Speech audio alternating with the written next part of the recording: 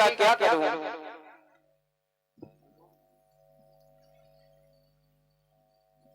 विचार करने लगे राजा सरयाद,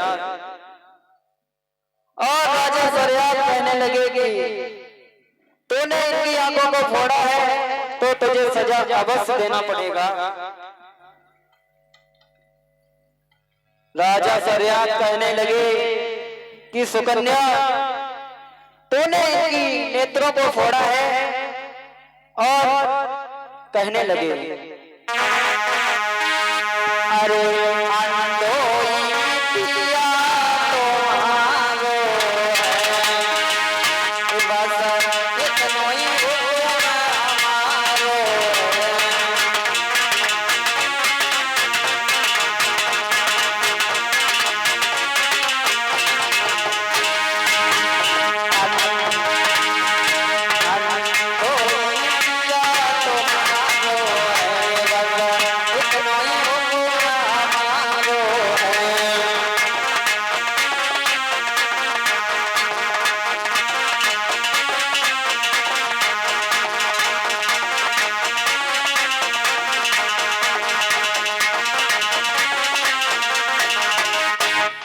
कहने लगे कि सुकन्या, तूने ऋषिवर की आंखों को फोड़ा है, और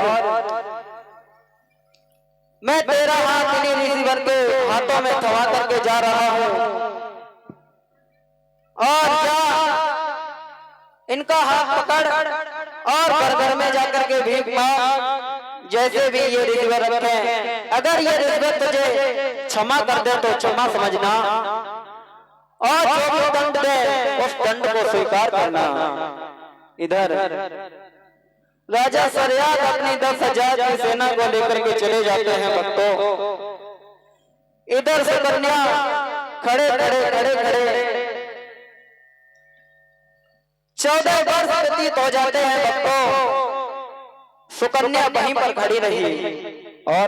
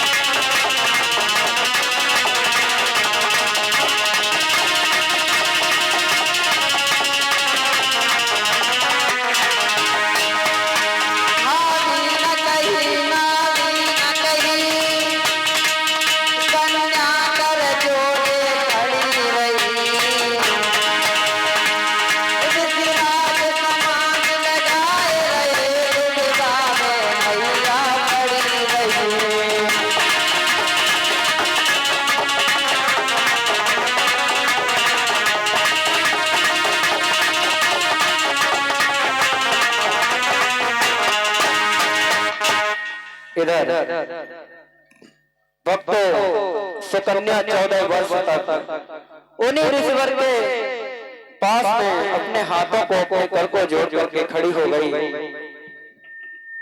और 14 वर्ष बाद महाराज चमर ऋषि की समाज को खुला, समाज खुली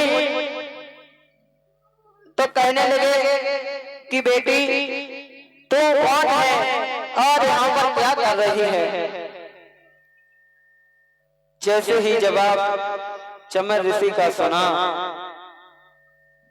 तो सुकन्या कहने लगी कि हे ऋषिवर, ये जो आपकी आंखों को मैंने ही फोड़ा था, 14 वर्ष व्यतीत हो गए हैं, और हमारे पिता सरयाद आपके आश्रम पर छोड़ करके चले गए, और कह गए थे कि इन्हीं ऋषिवर के हाथों को इन्हीं का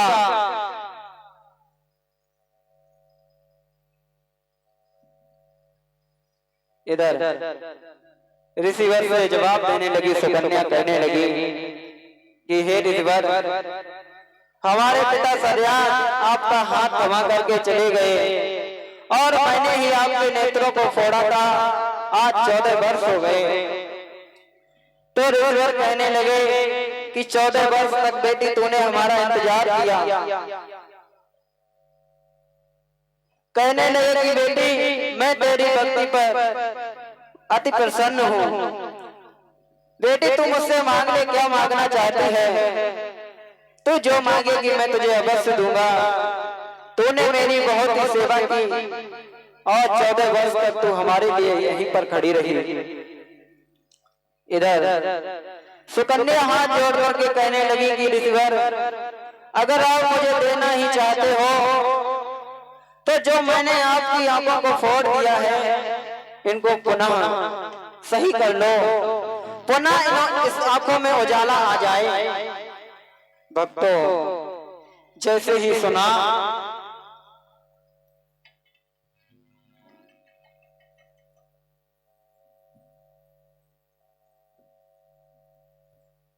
इधर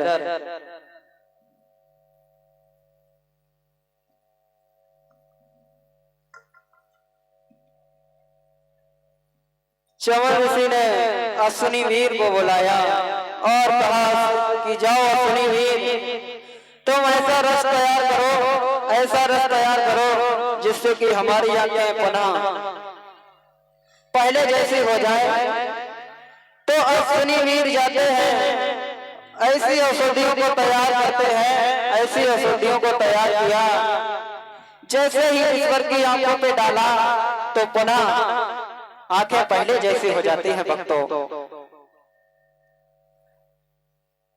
जैसे ही चमन ऋषि की आंखें सही हुई और सुकन्या को देखा तो कहने लगे बेटी, जो तूने मांगा वो तो तूने मेरे लिए मांगा और तू भी कुछ मांग ले मुझसे।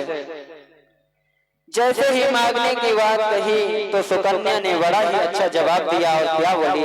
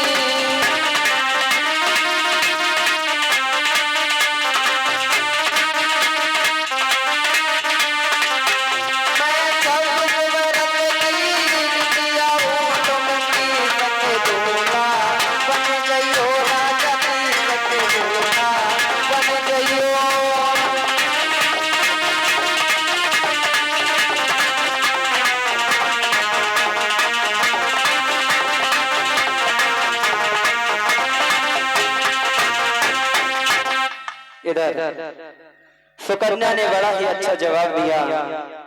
बोली कि मैं अब 26 वर्ष की हो चुकी हूँ और अगर तुम मुझे देना ही चाहते हो तो आप 30 के दुल्हा बन जाओ। जैसे ही दुल्हा का नाम सुना भक्तों, चमन ऋषि ने पुनः अश्विनी वीर को बुलाया और कहने लगे कि अश्विनी वीर जाओ, कुछ ऐसा रस तैयार करो जिससे कि हमारी देह तरोड़ हो जाए। इधर अश्विनी वीर ने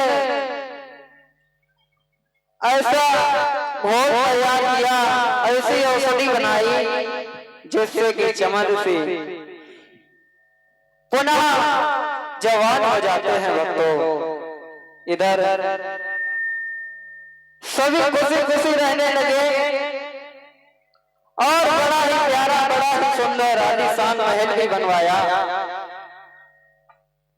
राजा शहरयार ने विचार किया कि क्यों ना चल करके देखा जाए अपनी बेटी सुकन्या को। बहुत ही दिन हो गए, बहुत ही वर्ष व्यतीत हो गए, मैंने अभी तक बेटी का ख्याल नहीं लिया और सेना को तैयार करके उसी वन की ओर जाने लगे। जैसे ही वन के पास पहुंचे तो क्या देखा कि वन तो वही है और जहां पर धूप प्यारी अगरबत्ती की महक आया करती थी, वहां से दुर्गंध सी आ रही थी। मन ही मन में राजा सरियाद विचार करने लगे, मुझे लगता है मेरी बेटी ने चमन ऋषि को यहाँ से कहीं भगा दिया और ये किसी और के साथ में रहने लगी। अनेकों अनेक विचार आने लगे राजा सरियाद के मन में। तब तक उधर से सुकन्या आ जाती है। जैसे ही सुकन्या आई और पिताजी के पैरों को छुआ, जैसे ही सुकन्या पैर छूने लगी भक्तों, राजा सरियाद पीछे बढ़ गए और राजा सरियाद मन ही मन में विचार करने लगे, मुझे लगता है मेरी बेटी ने चमन ऋषि को यहाँ से कहीं भगा दिया और ये किसी और के साथ में रहने लगी। इधर सुकन्या ने सारी बात बताई और कहने लगी कि पिताजी ये हमारी सेवा का फल है और ये कोई और नहीं, ये वही चमन ऋषि हैं। जैसे ही सुना तो सीना गदगद हो गया, अपनी बेटी सुकन्या को गले लगा लिया। गले लगाने के बाद कहीं पर कुछ दिन विश्राम किया। इधर चमन ऋषि ने एक अश्वमेध यज्ञ रचवाया, उसमें सभी देवों को निमंत्रण दिया और अश्विनी वीर को भी बुलाया। सभी देवों के बीच में अश्विनी वीर को बैठाया। जैसे ही इंद्र ने देखा कि हम देवों के बीच में ये अश्विनी वीर क्या कर रहा है, तो इंद्रदेव कहने लगे कि चमन ऋषि हम देवों का भाग ये अश्विनी वीर नहीं ले सकता क्योंकि ये अछूता है। जैसे ही सुना तो कहने लगे कि अगर अश्विनी वीर ना होते तो